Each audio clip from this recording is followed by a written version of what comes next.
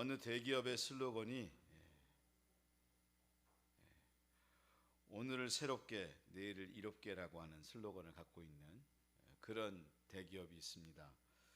근데 통합 측 주제가 2021년도에 거의 똑같은 주제였어요.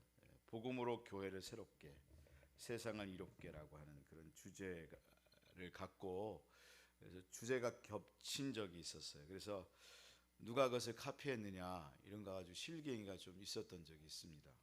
하필이면 같은 해 2021년 롯데는 7월 달에 그걸 슬로건을 만들었는데 통합 측 교단은 9월 달에 총회 주제가 그거였어요. 그래서 복음으로 교회를 새롭게, 세상을 이롭게라고 하는 주제를 사용하다 보니까 누가 누구 걸 베낀 거야 이런 얘기가 나오게 되었습니다. 누가 누구를 베꼈는지는 모르겠어요. 그러나 중요한 것은 세상을 새롭게 이롭게 하는 건 정말 좋잖아요. 그 표 여기저기서 다 써도 좋죠. 근데 어쨌든 정말 세상을 새롭게 하고 이롭게 하면 정말 좋은 건데, 그러면 이롭게 한다는 게 뭘까? 새롭게 하고 이롭게 한다는 게 뭘까? 다 각자가 또 생각이 달라서 과연 그러면 뭐가 이로운 거지? 우리가 이걸 한번 또 생각해보고, 또 오늘의 말씀이 뭘 말씀해 주고 있는 게 뭔가라고 하는 것을 함께 생각했으면 참 좋겠는데, 잠언 11장의 주제는 정직과 성실입니다. 잠언 11장의 주제가 뭐라고요?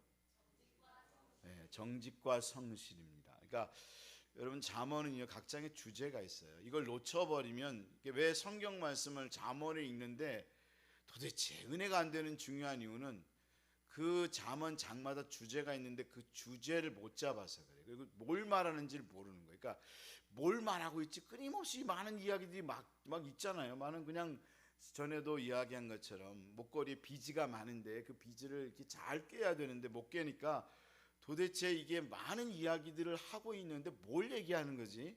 이걸 모르다 보니까, 그래서 사실 잠언을 공부하면서도 읽으면서도 은혜를 못 받고 도대체 막 헷갈릴 때가 많은데, 잠언에는 각 장의 주제가 있다고 말씀드렸고, 또 잠언 11장의 주제는 정직과 성실입니다.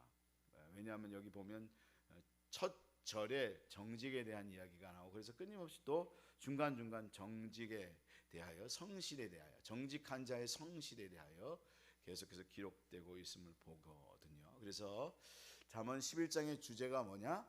정직에 대하여, 성실에 대하여, 그것에 대해서 말씀하고 있고, 그럼 정직과 성실을 행할 때에 주어지는 복이 뭐냐?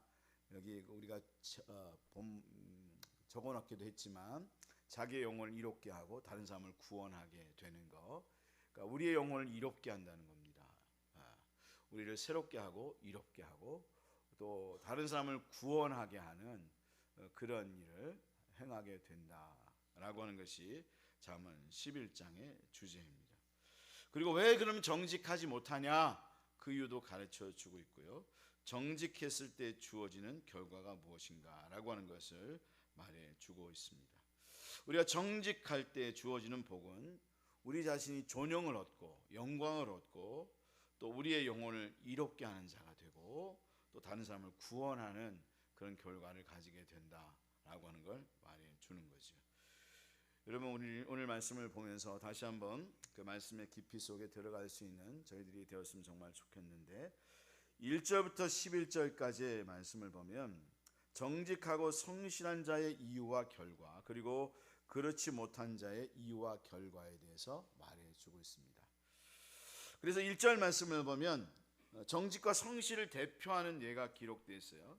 잠언 11장 1절 같이 읽습니다. 시작. 속이는 저울은 여호와께서 미워하시나 공평한 추는 그가 기뻐하시느니라. 여기에 말씀을 보면 속이는 저울, 그리고 공평한 추에 대해서 기록하고 있죠. 왜 이 말씀으로 시작하고 있는가 하면 바로 1절부터 11절, 그리고 잠언 11장은 무엇을 다루고 있는 성경이기 때문에 그렇다고요?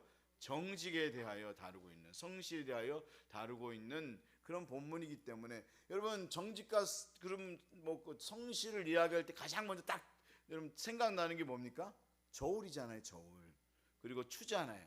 이걸 딱 보면 이게 정직한지 아닌지 우리가 가장 두드러지게 생각되어지는 것이 여러분 저울과 추잖아요. 그래서 정직과 성실을 가장 잘 나타내 주는 것이 저울과 추이기 때문에 여러분 오늘 잠언 11장 1절은 바로 속이는 저울과 공정한 추에 대해서. 그래서 속이는 저울은 여호와께서 미워하시나 공평한 추는 그가 기뻐하시느니라. 그렇게 말하면서 속이는 것은 하나님께서 미워하신다는 거예요.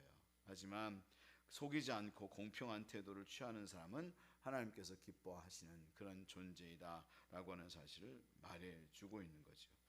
우리는 정직해야 합니다. 그리고 성실해야 합니다. 정직의 성실. 여기 정직이라고 했을 때, 성실이라고 할 때에 이 뜻은 완전한 상태를 말합니다. 무음한 상태를 말합니다.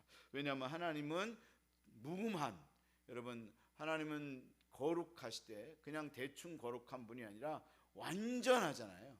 내가 완전한 것처럼 너희도 완전하라고 말씀하잖아요.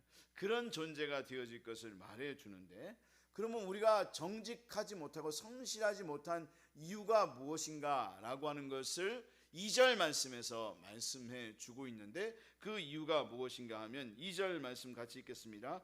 교만이 오면 욕도 오거니와 겸손한 자에게는 지혜가 있느니라. 정직하고 성실해야 되는데, 여기 성실은 완전이란 뜻을 갖고 있다고 말씀드렸다시피 우리는 하나님 보실 때 완전해야 되는데, 그럼 왜 우리는 정직하지 못하고 완전하지 못한 거지? 그 이유는 다른 데 있는 게 아니라 우리가 교만하기 때문에 그러하다라고 하는 거죠. 무엇 때문에 정직하지 못하고 성실하지 못하다고요? 교만하기 때문이다라고 하는 걸 말씀해 주고 있다는 거예요. 사실 2절 말씀을 여러분 그냥 읽으면 이해가 안 됩니다. 정직과 교만이 무슨 상관이 있지 이런 생각이 들잖아요. 그렇잖아요. 여러분 갑자기 오늘 2절 말씀 보면 정직과 성실에 대해서 쭉 이야기하면서 뜬금없이 2절 말씀에 갑자기 교만이 오면 욕도 오거니와 겸손한 자에겐 지혜가 있느니라고 말씀하면서 뜬금없이 교만이라고 하는 이 단어를 집어넣고 있는 이유는 뭐 때문일까? 여러분 생각해 보셨어요? 이해가 안 되지 않습니까? 어떻게 보면 이해가 안 돼요. 정직과 무슨 교만이 무슨 상관이 있지? 이런 생각이 있는데, 사실은 정직과 성실에 있어서 가장 치명적인 문제를 가져다 주는 것은 교만함이다 라고 하는 거죠. 왜냐하면 교만은 정직과 성실을 완전히 무너뜨리기 때문에 그러하다. 여러분 이 교만이라고 하는 것이 왜 정직과 성실을 완전히 무너뜨리는 이유가 되느냐? 거기는 다른 데 이유가 있는 것이 아니라 바로 자기가 주인 되어 있고, 교만한 사람은 자기가 주인이 되어 있고 자기가 모든 것의 기준이 되기 때문에 그러하다는 것입니다. 여러분 교만한 사람은 다들 자기가 주인이 되어 있습니다. 누가 주인이라고요? 자기가 주인이에요. 그리고 모든 것의 기준이 누구예요? 자기가 기준이에요. 교만한 사람은 내가 제일 높잖아요. 제일 높으니까 기준을 누구한테 잡는 거예요? 자기한테 잡는 거예요. 우리 여러분 예를 들어서 근데 군대에서 또는 어디 학교에서 기준 그러면 거기를 잡아서 그 기준 삼아서 딱 줄 서잖아요. 그렇습니까? 안 그렇습니까? 그렇잖아요. 그게 기준이란 말이에요. 기준 그러면 딱, 야 지성호 너 기준 그러면 제가 기준 그러면 저를 따라서 쫙 줄을 서거든요. 근데 교만한 사람 누가 기준이라고요? 자기가 기준인 거예요. 그 자기는요 항상 정직해요. 여러분 교만한 사람은요 자기는 항상 정직해요. 요즘 보면 더 그걸 느낄 수 있는 것 같아요. 저 사람 미쳤네 이런 생각 들지 않아요? 저 사람 계속 거짓말을 하는데 자기는 정직하다 그래요. 그러면 여러분 알아야 될 게 있어요. 그 사람은 자기가 속이는 거 아니고요, 진짜 자기가 정직한 줄 알아요. 왠 줄 아세요? 자기가 기준이기 때문에 그런 거예요. 그러니까 제가 분명히 말씀드리는데 교만한 사람하고 미친 사람하고는 함께 지내면 안 됩니다. 어떤 사람하고 같이 지내면 안 된다고요? 교만한 사람하고 미친 사람은. 왜? 그 사람 자신이 기준이기 때문에 그래요. 그래서 그 사람들하고는 대화가 안 돼요. 왜냐하면 자기들은 정직하다고 생각해요. 여러분 그 사람들이 정직하지 않은데 정직하다고 말하는 게 아니고요, 자기들은 정직하다고 자기 스스로가 생각하고 있기 때문에 정직하다고 말하는 거예요. 그래서 여러분 우리가 교만하면 절대로 정직할 수 없습니다. 왜냐하면 자기가 주인이고 자기가 기준이기 때문에 그러한 거죠. 여러분, 이 세상에 자기가 여러분 하나님의 여러분 기준이 되는 건 없습니다. 여러분, 우리는 다 따라하겠습니다. 우리는 다 틀릴 수 있고 잘못될 수 있다. 그래요. 우리는 정직을 찾아가요. 그리고 기준을 찾아가요. 그래서 그것을 위해서 애쓰는데 때로 내가 이것이 옳다고 생각하고 했지만 여러분, 우리가 살면서 시간이 지나거나 또는 우리가 삶을 살다 보면 내가 잘못 살았네 라고 하는 걸 깨달을 때가 있잖아요. 그렇죠? 그럼 어떻게 해야 하는 거죠? 내가 잘못 기준을 잡았었다 하고 다시 기준을 잡고 바른 곳을 향해서 삶을 살아가고, 내가 틀렸을 때는 내가 틀렸다고 이야기할 줄 아는 사람이 정직하고 그리고 바른 사람인 거예요. 저는 어른들이 그런 용기 있는 분들이 되셨으면 좋겠다. 하나님이 기준이시고 그리고 하나님을 기준 삼고 살아갈 때 우린 정말 바르고 정직하고 성실하게 삶을 살아가려고 하지만 그렇지 못했을 때는 다시금 하나님께서 말씀하신 것을 따라가고 그것을 향하여 삶을 살아가는 그런 믿음의 사람들이 되어져야 한다. 여러분, 우리 시원해빛교 모든 성도님들은 저를 포함해서 저도 그렇고요. 저도 그래서 때로는 잘못 살았을 때는 아니었다고 말씀드릴 거예요. 제 자녀들한테도 그렇게 얘기해요. 내가 그거 잘못했었다. 이건 틀렸다. 그리고 내가 잘못 말했었다. 미안하다. 그것이 진짜 용기 있는 거예요. 근데 우리 어른들이요, 참 안타까운 건 제가 경험해본, 저도 그럴 때가 있더라고요. 자기가 분명히 틀린 거 아는데도 불구하고 자기의 그 자존심 때문에 이게 교만한 거예요. 그래서 끝까지 아니라고 얘기할 때가 많아요. 여러분, 우리 모두는 하나님 앞에서 교만이 바로 우리의 정직과 성실하지 못하게 하는 가장 중요한 동기가 되어진다라고 하는 것을 생각하면서 여러분, 신앙의 삶을 제대로 삶을 살아가는 믿음의 성도들이 다 될 수 있기를 주님의 이름으로 축복합니다. 그래서 오늘 3절부터 11절까지의 말씀은 정직하고 성실한 자의 결과와 그렇지 않은 자의 결과를 말해줘요. 이게 여러분 계속해서 의인이다 다른 표현을 쓰지만 의인이 정직할 때 어떤 결과가 주어지는가라고 하는 걸 이야기해 주는 거예요. 그래서 이 주제를 놓치지 않고 말씀을 읽을 때 이 말씀이 이해가 되고 흔들리지 않는 거죠. 정직하고 성실한 자는 어떻게 되는가? 자기를 인도하고, 그렇지 않은 자는 3절 말씀을 보면 자기를 망하게 하고, 그리고 죽음에서 건지고, 정직하고 성실한 자는 그리고 자기 길을 곧게 만들고 자기를 건지고 환난에서 구원을 받고 그의 지식으로 구원을 얻고 의인의 형통이 성읍을 즐겁게 하고, 그리고 정직한 자의 축복으로 성읍이 진흥하고, 그렇지 않은 자는 어떻게 된다는 거죠? 자기를 망하게 하고 죽음에서 무익하고 넘어지고 자기의 악에 잡히고 소망이 끊어지고 자기의 길로 가고 입으로 이웃을 망하게 함과 악인의 패망도 성읍을 기쁘게 하고 악한 자의 입으로 무너지는 그런 결과를 가지게 되어지는 것이다. 그래서 우리는 정직한 자가 되어야 하겠는데, 그렇지 않으려면 가장 중요한 거, 뭘 하지 말아야 된다? 교만하면 안 된다. 내가 주인이고 내가 가장 옳다고 생각하는 그 생각을 버리는 그런 신앙을 가져야 한다라고 하는 걸 말해주고 있는 거고요. 그러니까 한번 12절부터 17절까지의 말씀은 그럼 정직한 자, 성실한 자는 어떻게 해야 하는가, 어떻게 하고 있는가, 어떻게 하면 안 되는가라고 하는 걸 또 말해주고 있는데, 바로 다른 사람을 경멸하고 비방하지 말고 인자로 대하는 그런 삶을 살아가야 한다라고 하는 걸 말해주는 거죠. 왜 그러한가? 왜 정직과 성실을 이야기하면서 경멸과 비방과 그런 인자로 대할 걸 말해주고 있냐? 이 교만에 초점이 맞춰져 있기 때문에 그래요. 그렇잖아요. 교만한 사람은 다른 사람을 경멸하잖아요. 다른 사람을 비방하잖아요. 난 맞고 넌 틀렸다고 말하잖아요. 그리고 인자하지 않고 냉정하고 냉혹하잖아요. 그거 하나님이 기뻐하지 않는다는 거예요. 그건 정직한 사람의 태도가 아니라는 거예요. 그건 성실한 사람의 태도가 아니라는 거예요. 그런가 하면 16절부터 17절까지 말씀을 보면 유독한 자와 인자한 자의 결과를 말해 주는데, 바로 정직한 자는 유독하고 인자한 삶을 살아가게 되는데, 그랬을 때의 결과가 뭐냐? 16절부터 17절 같이 읽습니다. 시작. 유독한 자는 존영을 얻고 근면한 남자는 재물을 얻느니라. 인자한 자는 자기 영혼을 이롭게 하고 잔인한 자는 자기의 몸을 해롭게 하느니라.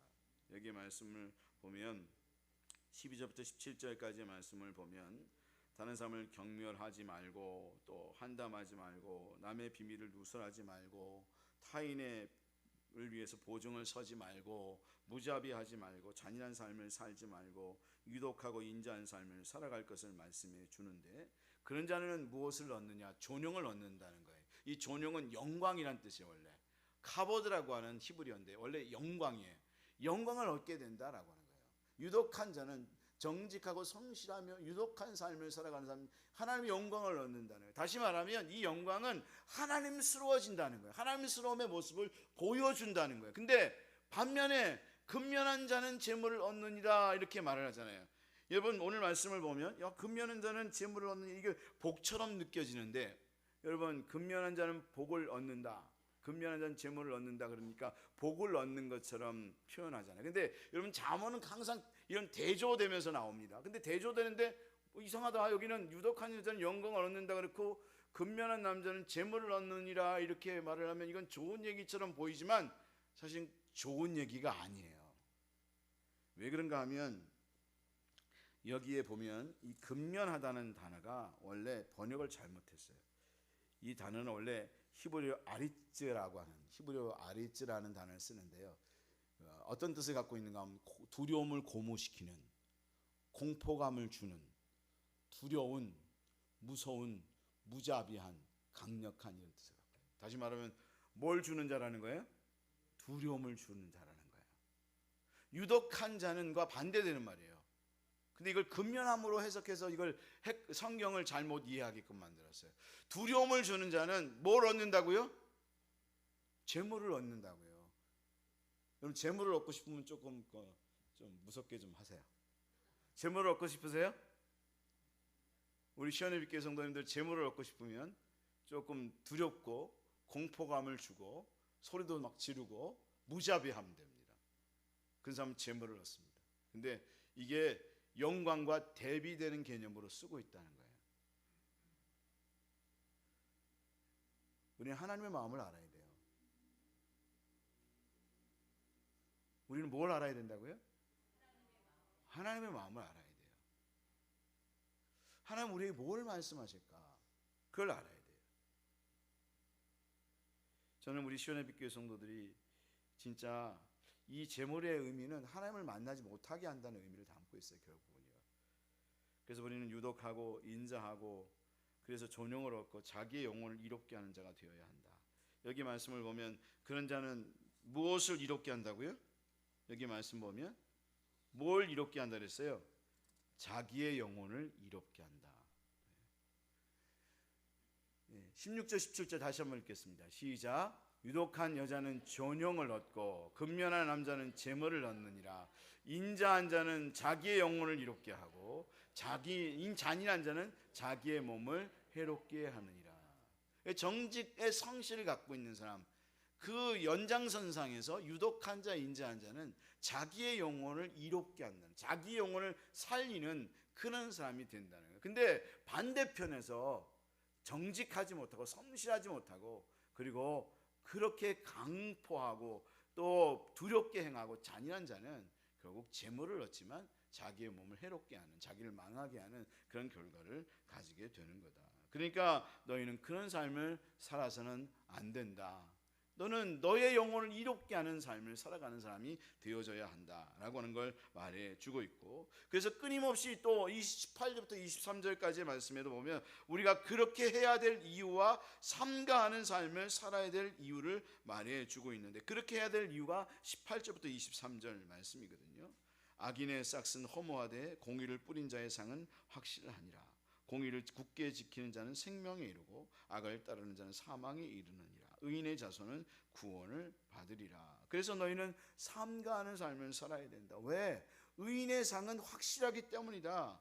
바로 우리가 하나님 나라에 갔을 때 분명히 받을 상이 있는데 그 상은 분명히 참으로 하나님께서 주어진다. 악인에게 돌아온 싹은 헛되지만 하나님의 뜻대로 정의롭게 삶을 살아가고 그리고 성실하게 삶을 살아가고 그리고 그것을 위해서 공의를 뿌린 자는 분명히 하나님으로부터 받을 상이 분명하기 때문에 너희는 그런 삶을 살아가는 믿음의 사람이 되어져야 한다.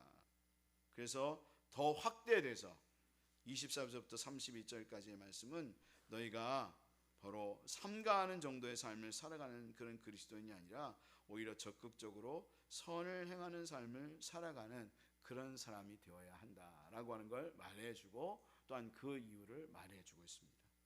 그래서 우리는 적극적으로 선을 행하는 삶을 살아가는 사람들이 되어야 한다. 그냥 나 정직했으면 됐지 이 정도가 아니라 오히려 더 선을 행하는 사람. 여기 잠언 11장 24절에서 25절 말씀을 보면 흩어 구제하여도 더욱 부하게 되는 일이 있나니 과도히 아껴도 가난하게 될 뿐이라. 구제를 좋아하는 자는 풍족하여질 것이요 남을 윤택하게 하는 자는 자기도 윤택하여지리라. 그렇게 말씀을 하면서 흩어 구제하고 또 구제를 좋아하고 파는 걸 좋아하고 선을 간절히 구하는 그런 자가 될 것을 말씀해 주고 있는 거죠. 하나님은 우리가 이 세상에서 그런 삶을 살아가기를 원하신다는 거예요. 그리고 우리의 그런 삶을 살아가라고 말씀하고 있다는 거예요. 왜 그러냐? 가장 중요한 첫 번째 이유는 우리의 영혼을 이롭게 하기 때문에 그렇다. 우리의 영혼을 살리는 그런 일이 정직과 성실이기 때문에 그러한 거다라고 하는 걸 말해주고요. 두 번째 이유는 바로 30절 말씀에 있습니다. 30절 우리 같이 읽겠습니다. 시작. 의인의 열매는 생명나무라 지혜로운 자는 사람을 얻느니라. 적극적으로 선을 행하는 자의 열매, 정직하고 정직으로 성실한 삶을 살아가는 것뿐만 아니라 그리고 또 뿐만 아니라 적극적으로 선을 행하는 자의 열매는 다른 데 있는 게 아니라 바로 사람을 구하게 하는 영혼을 취하는 것. 30절 말씀에 사람을 얻느니라 그러잖아요. 이 사람은 히브리어로 네페시라는 단어를 쓰는데 영혼이라는 뜻을 갖고 있습니다. 그 사람의 영혼을 취하게 된다. 내가 정직하고 성실하게 삶을 살아갈 때 그런가 하면 내가 다른 사람에게 오히려 그냥 대충 나 이만큼 했으면 됐지 한 게 아니라 오히려 적극적으로 선을 행하게 될 때에 어떤 축복이 임하느냐, 다른 사람의 영혼을 취하게 되는, 다시 말하면 사람을 구하게 되는 그런 축복을 가지게 되는 거다라고 하는 걸 말해주고 있다는 거죠. 여러분, 우리가 왜 정직하게 삶을 살아가야 하는 겁니까? 왜 여러분 선을 행하면서 삶을 살아가야 하는 겁니까? 그건 다른 데 있는 게 아니라 사람의 내 영혼을 이롭게 하는 것, 내 영혼이 살아나는 것입니다. 하나님 뜻대로 삶을 하나님께서 기뻐하는 그것을 행하게 될 때 하나님을 기뻐하게 되는 것으로 끝나는 게 아니라 내 영혼이 살아나는 거예요. 내 영혼이 기뻐지는 거예요. 여러분, 주님의 뜻을 따라 살아갈 때 여러분 가장 주어지는 축복이 뭡니까? 내가 기뻐요. 내가 주님의 뜻을 따라 삶을 살고 순종하게 될 때 기쁨의 마음을 갖게, 내 영혼이 살아나는 축복을 누리게 돼요. 할렐루야. 여러분, 제가 분명히 말씀드리지만 여러분, 오늘도 제가 오늘 오전에도 말씀드렸어요. 저는 분명히 말씀드리는데 여러분의 생각이 어떠하고 또 어떤 것으로 여러분 그걸 따르는지는 모르겠지만 그러나 중요한 것은 하나님의 방법대로 모든 것을 풀어가야 합니다. 맞죠? 하나님 나라의 방법대로 풀어가셔야 합니다. 근데 중요한 것은 우리가 하나님의 말씀을 받으면, 그리고 그것을 순종하고자 하는 마음을 가지면 어떤 축복이 임하는가 하면 내 영이 살아납니다. 여러분, 기도 안 된다고 하는 분들이 있어요. 그럼 제가 분명히 말씀드립니다. 뭔가 지금 하나님과 나와 상관없는 삶을 살고 하나님께 대하여 순종하지 않기 때문에. 내가 순종하면요 내 마음이 기쁩니다. 살아납니다. 기도도 살아납니다. 우리가 하나님의 말씀에 정직하고 삶을 살아갈 때 하나님 기쁘시게 하는 것도 맞지만 그때 우리 영혼이 이롭게 됩니다. 우리 영이 살아나고 회복되어지는 역사를 경험합니다. 근데 우리가 그것으로 끝나는 신앙이 되어서는 안 되고 세상을 이롭게 하는 사람이 되어야 하는데, 바로 그것을 통해서 우리가 그 모습을 통해서 과연 그럼 우리는 방법을 가지고 삶을 살아갈 때 그 하나님 나라의 방법을 어떻게 구현해 갈까라고 하는 것에 대해서 고민해야 되는 중요한 이유는 바로 그것을 통해서 다른 영혼을 구원하기 때문에, 다른 사람을 취한다는 말씀처럼 다른 사람을 구원하기 때문에 그러하다. 여러분, 우리가 왜 정직해야 되는 거죠? 세상의 사람들이 요즘 그런 얘기를 저는 많이 듣습니다. 예수 믿는 사람 이상하다고, 진짜 이상한 것 같다고. 왜 그런 얘기를 듣는 거죠? 예전에 어떤 가수가 그런 얘기를 한 적이 있습니다. 요 얘기만 하고 마치겠습니다. 자기가 어렸을 때 엄마가 권사님인데 참기름에다가 다른 걸 섞어서 팔았다고. 그걸 TV에 나와서 막 이야기하는 거예요. 막 떠벌리는 거예요. 그럼 그 아들 예수 믿겠습니까? 안 믿을 거 아니겠습니까? 우리가 정직해야 되는 이유는 다른 사람의 영혼을 구원하기 위함입니다. 왜 우리가 화를 낼 수 있지만 싸울 수도 있지만 왜 안 싸우는 겁니까? 다른 영혼을 구원하기 위함입니다. 우리가 재물을 다른 사람 안 줄 수도 있습니다. 그러나 상대방이 달라고 할 때 주는 이유는 무엇입니까? 그 영혼을 구원하기 위함입니다. 제가 아는 한 분 간증을 하면 무당이었는데 아내가 무당이고 자기는 알코올 중독자였어요. 근데 그분이 예수를 믿었습니다. 어떻게 해서 예수를 믿었습니까? 제가 물어봤더니 그러는 거예요. 자기 누나가요 그랬다는 거예요. 너 예수만 믿으면 너한테 그 냉장고하고 뭔가 하나를 더 준다 그랬다는 거예요. 그래서 예수를 믿었다는 거예요. 그 누님 잘한 거죠? 네, 잘한 겁니다. 여러분 하나님께서 우리에게 재물을 주셨는데 그 재물을 그 영혼을 취하는 일에 쓰임받을 수 있다면 그건 정말 복받은 거고 그리고 정말 잘하고 있는 거다. 그래서 여러분도 재물을 구하십시오. 할렐루야. 왜 구하는 거죠? 영혼을 취하기 위함입니다. 네. 오늘 말씀을 잘 묵상할 수 있었으면 좋겠습니다.